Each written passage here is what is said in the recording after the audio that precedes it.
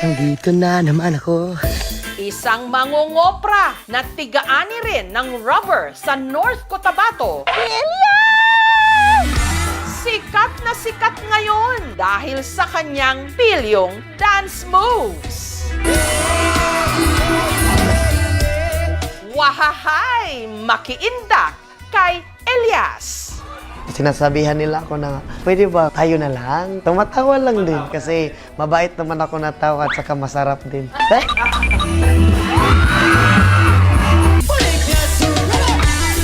Sino itong dinudumog at hinihiyawan sa tuwing siya'y may concert sa Mindanao? Pero ang kanyang dance moves, kontrobersyal. Sino nga ba si Elias? May bagong sinasayaw ang buong Pilipinas ngayon. Sa unang tingin, mukhang naughty.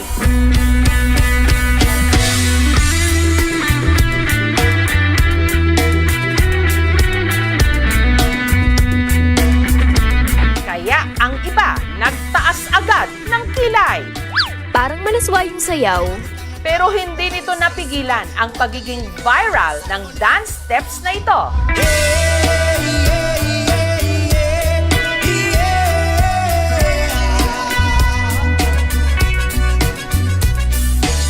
Ito ang signature dance moves ng pinagkakaguluhan ngayon sa mga gigs sa Mindanao. Mag-ingay at say uhahay kay Elias! Si Elias, content creator at band vocalist ng bandang Kalumad. Sa linggong ito, dumayo sila sa Tiboli sa South Cotabato.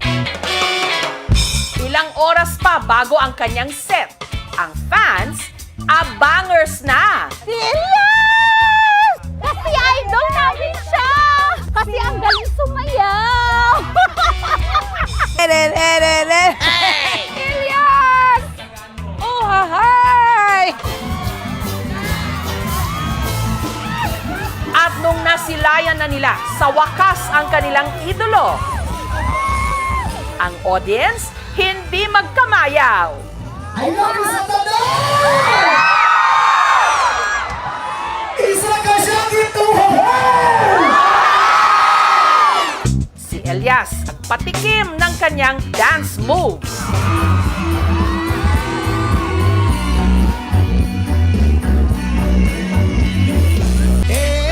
Elias, paano nga ba ang iyong step by step para sumakses? Childhood dream daw talaga ni Elias na mag-perform. Ang kanyang talento nahasa dito sa kanilang bukid sa Magpet, North Cotabato. At ang kanyang naging mentor, ang kanyang tatay Elias Sr. Bonding daw kasi talaga nilang mag-ama ang kumanta habang nagtatapping o nangungulekta ng dagta ng rubber tree. Pag magtatrabaho kami, kumakanta siya palagi. Alisto ka! Magsakay ako ng kalabaw, magpakain ng damo, tapos dinadala ko yung lyrics. Ginapractice ko araw-araw hanggang sa kabisado na, umaga April Boys at saka Aegis kasi mataas pa yung boses ko. Ngayon, hindi na. Masarap na lang. Hey! At sa mga nagsasabing mahalay ang pinauso niyang dance steps, ayon sa kanya, inspired daw ito ng kanilang hanap buhay. Kapag nagkakat ka kasi ng rubber is pag ganon. Ito ang puno, tapos hawakan mo yung puno, tapos kailangan mo ganito ang knife. Hanggang ganyan, hanggang ibaba. Kaya ginawa ko, kumbaga ganyan, tapos ay! Ganon. Siguro nasa kanila na lang kung ano yung iisipin nila. O din niyang punuan sa guma, mga dol. Bata pa lang, nagtatapping na raw si Elias. Araw-araw kami masama sa nagkakat ng rubber, 3 AM. Tapos mag-aral ako paminsan-minsan nga. Kapag mag-school ako, mabaho pa yung kamay ko sa rubber. Pero kapag naibenta mo na, humot na yung kwarta. Dagta ng rubber tree ang kanilang hanap buhay. Sa pagtatapping, kumikita ang mag-ama ng 7,000 pesos kada ani. Kayo na makatabang sa mga, kuha na mo pamugas, sa gastos na mo sa among panimalay, maura gid among ginasaligan. Grade 2 lang daw si Elias nung ang kanyang nanay Ninita na masukang domestic helper sa Bahrain. Bilang isang ina, sobrang hirap talaga kasi siyempre na malayo ako sa kanila. At hindi maiwasan na iiyak ka na lang na mag-isa kasi hindi ko sila nakikita, hindi ko sila nasusubayan araw-araw kung anong ginagawa nila. Pero masaya ako na ganyan na siya ngayon. Namimiss ko siya. Gusto ko palaging makikita siya araw-araw. Kaya hindi ko mapigilan na maging emosyonal kapag magbanggit ako ng pangalan ng nanay ko. Basta pamilya ang pag-usapan, yan ang weakness ko. Dahil nasa abroad ang kanyang ina at madalas naman nasa bukid ang kanyang ama, ang kasakasama raw ni Elias noon, ang kanyang Lola Miriam at Lolo Marciano. Dili man bugoy na butaan man. Sa dagan na mong ako, hinigugmag yun na mo si Dibdib, mo yun ang gimhan na mo. Sa kanila ako natutulog araw-araw.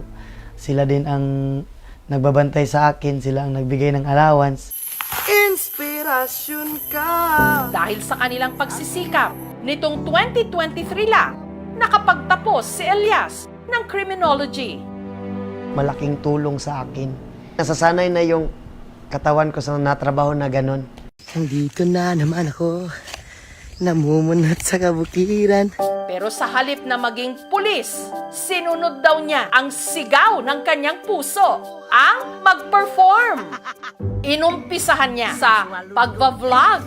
Ipinakita ang kanyang buhay sa bukid. Dili po na mawala tong kagandahan diya. Ay! Hanggang nagpasample ng kanyang boses at dance moves. And the rest is history, ika nga. Si Elias, naimbitahan na ngayong magtanghal sa iba't ibang mga probinsya ng Mindanao. Napupuno talaga ang isang area kapag nagigig kami. Nararamdaman ko sa aking sarili is proud na proud, masayang masaya. Maraming fans na rin daw ang nagdi-DM o direct message sa kanya. Sinasabihan nila ako na, pwede ba tayo na lang? Pwede bang magkita tayo? Matawa lang din kasi mabait naman ako na tao at saka masarap din. Sa mga humuhopya o umaasa kay Elias, awat na! Tapos na ang laban! Meron nang nanalo at nagpatibok ng kanyang puso. Si Abigail na aminadong selosa. May fans kasi dati, humalik talaga dito. Kasi very territorial ako eh. Yung akin. Tapos ngayon, na-realize ko na since nag-expand na yung circle niya, yung mga tao na nakakasalamuha niya, kailangan ko talagang mag-adjust. Maliban daw sa charm ni Elias, na-fall din daw si Abigail sa puso nito. Makita mo talaga na maganda yung kanyang heart. At meron na rin pala silang anghel, si Apollo. Si Elias talaga is super hands-on sa aming anak. Paano ngayon? Kasi malayo ka sa kanila. Kung ka siyempre, nasanay ka nga perminti mo sabay. Hangtod niya naabot sa point aing ani, pero okay lang man kay makasabot man pod.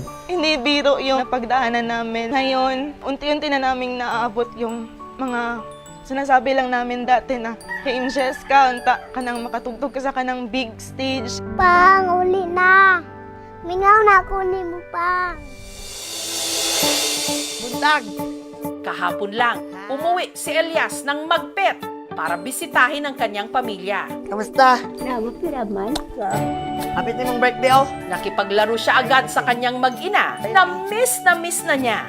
I like it. Laki mong gusto. Agaray! Sinamahan din niya ang kanyang ama na muling mag-tapping sa bukid.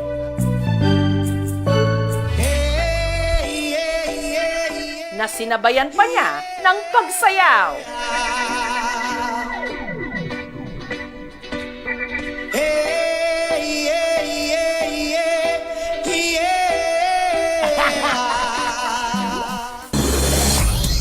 Kinagabihan, diretso naman si Elias sa gig nila sa Cali Fest 2025, Kalinan, Davao City.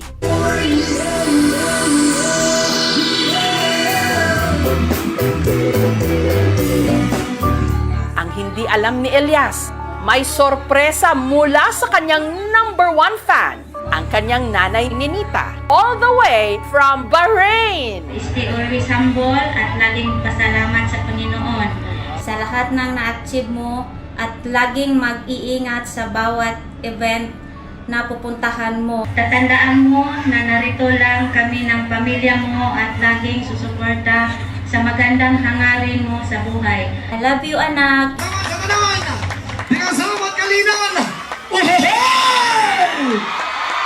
Sa ngayon, hindi ko pala kino-confirm ang sarili ko na sikat ako. Paminsan-minsan din, kinakausap ko rin ang sarili ko. Sikat na ba talaga ako?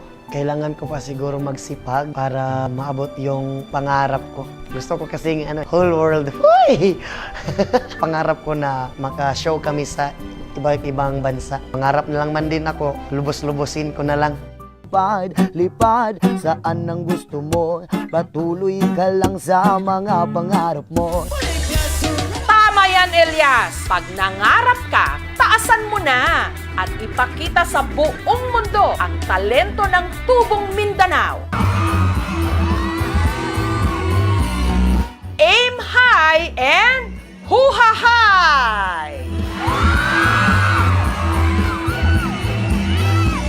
Para sa iba pang mga kwentong KMJS, i-follow lang po ang KMJS Facebook fanpage at ang GMA Public Affairs Facebook account. Mag-subscribe na rin sa GMA Public Affairs YouTube channel.